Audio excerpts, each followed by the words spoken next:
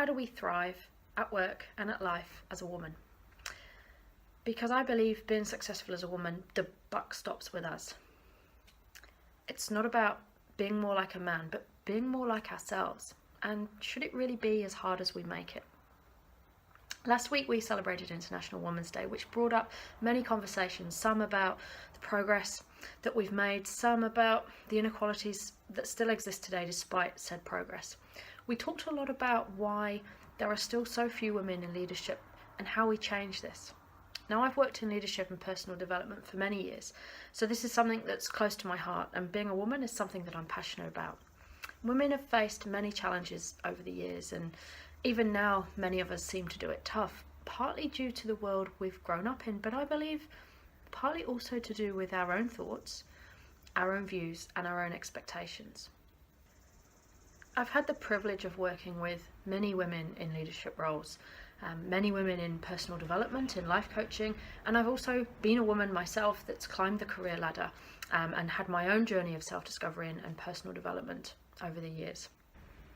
And I've watched many women, both in and out of work, try to juggle many balls, to be the career woman and to compete with men at the top table, to come home and be a good mother, make delicious meals for the family, pick up the kids from school, arrange the social engagements, keep the house clean, ring the parents, and try to ensure that we don't forget anybody's birthdays, all whilst ensuring we wear the latest clothes, go to the gym, make the 6 a.m. yoga class, keep our weight down and always look our best. No wonder it seems so hard.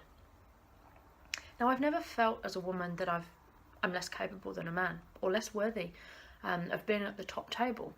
And I grew up without any female role models in business. I worked mostly in manufacturing, and in my first senior HR job when I was promoted at 25 in a timber factory, I was the youngest manager and the only woman.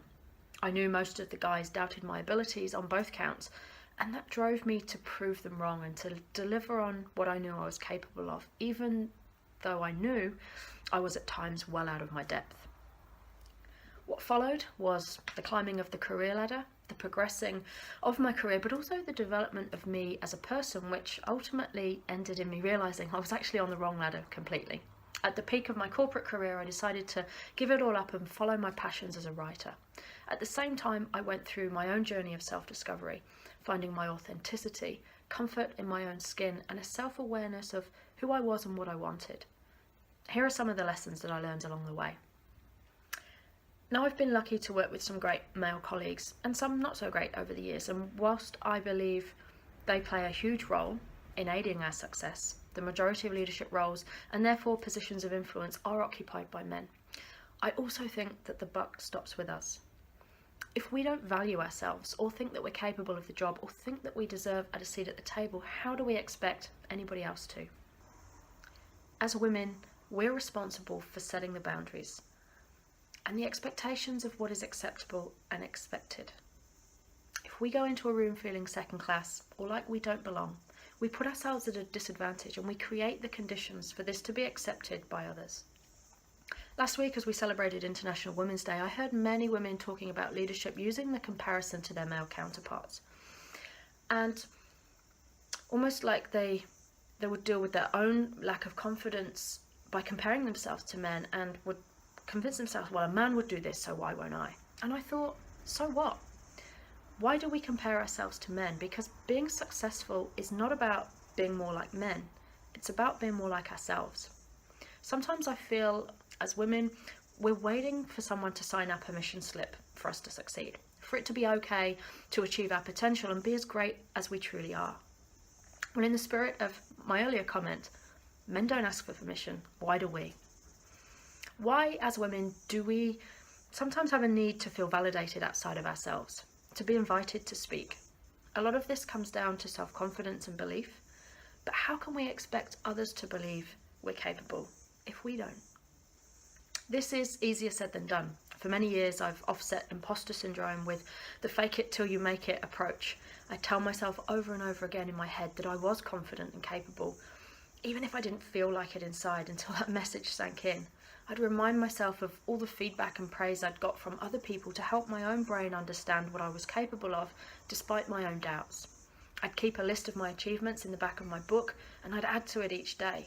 Positive thinking and a positive mindset are key, as is having a can-do attitude. The belief that anything is possible and that any setback can be overcome. Because as Henry Ford said, whether we think we can or we can't, we're probably right. Now, it does seem that men find this easier than women, and in my years in HR and leadership, countless times I've come across men who consider themselves capable of jobs that outweigh their skill set, and women who think the opposite, that the jobs they're more than qualified for still seem a stretch. Add to this the tendency that men then seem to ask for more than they're worth and women settle for less, and I feel this is surely contributing to the gender pay gap that we talk about. And when we contribute to ourselves, because let's face it, as women, if we ask for less money, we're going to be paid less money. But there are other differences I've noticed during my time in the corporate world. Women seem to want to devote a lot more time and effort into making their work perfect than men. Men seem to do just enough. Sometimes this is driven by our perfection, the need to do the best job possible, but sometimes I've seen it's also driven by an unconscious belief that we have to work twice as hard as a man to prove our worth. Now, many of these women I witness outperform their male counterparts, and it's less about the hours they work and more about the abilities that they have. And sometimes as women we struggle with presence, particularly executive presence in the leadership space. We don't always speak up when we should. Sometimes we worry that an idea is not yet perfect enough to be shared, or that we may not have the authority to challenge the discussion that's taking place. And I've seen women shy away from taking credit for their own good ideas, or even letting their male counterparts take credit on their behalf. But how do we get noticed beyond letting our work do the talking for us? Now, I don't believe we need to be more aggressive or more assertive to break through the glass ceiling. It's about being more savvy, it's about letting our work do the talking, and taking deserved credit for that work. Others need to know who we are and what we're capable of. This implies having presence, being noticed, and taking our opportunities as they arise. But in a bid to be noticed, it can be too easy to try too hard, to be louder, to be more aggressive, to be more noticeable. It's tempting to fall into this trap of, if you can't beat them, join them. But success in leadership is not about being more like a man. It's about being more like ourselves and tapping into our own authenticity. I found that if we build good relationships, when we talk, people listen. And it's less about who's male or female around the table and more about who's adding value and contributing. As women, we have so many natural abilities that make us better leaders. Emotional intelligence is now seen to be one of the most must-have skills for successful leadership, and is often something that women possess naturally. It helps us with empathy, resilience, people skills, relationship management, and communication. It's our motivation in the face of setbacks, the ability to understand and manage ourselves and others, and it's the awareness we have of both ourselves and others. It's our passion, our ability to make good decisions. It's the way we collaborate and achieve together. It's our intuition. It's so many of the things that often in leadership positions women will try and dumb down because they see it as part of being a woman, not part of being a leader. And when we dumb down this stuff, we're dumbing down the very thing that makes us good at being a leader and being a woman. And that's critical to our success. And we should be leveraging these skills to achieve that success. And of course, there are those that opt out of the career ladder altogether, the corporate world, the leadership. It's not something that they want. And that's fine too. Women should not feel that to be successful, the only way is to be in a career and to climb a ladder. I believe that people that choose to be stay-at-home mums are doing one of the most important jobs in the world by bringing up the next generation. And just because we don't pay as much for that as we do for leadership roles, should not undervalue it, should not devalue it in any way. Because we get to decide what success means for us. And that can be different for every individual. And it's so important that the life we live and the success we have is defined based on what we value, what we hold dear, and what's important to us, and what motivates us, and what makes our hearts sing. As women, we get more opportunity these days and more freedoms than we've ever had. But the statistics still suggest that we're not making the most of those opportunities. Despite some of the most developed nations these days having female heads of state and more gender equality initiatives and policies than ever before. Yes, our current position may be impacted by history, by the cultures that we grew up in, and what we're led to believe. but it's also within our control. The buck stops with us if we want to change this. It's about our mindset, our attitude, and ultimately our self-belief. Yes, we may have had it hard in the past, but there's never been a better opportunity. It's not impossible, and it shouldn't be as hard as we make it. I believe quite often the only person stopping us is ourselves. By being ourselves and letting our results do the talking, we're already proving our worth. We don't need to act more like men to get noticed, to earn our seat at the table. We don't need to be more assertive or change ourselves in some way to be seen as a leader.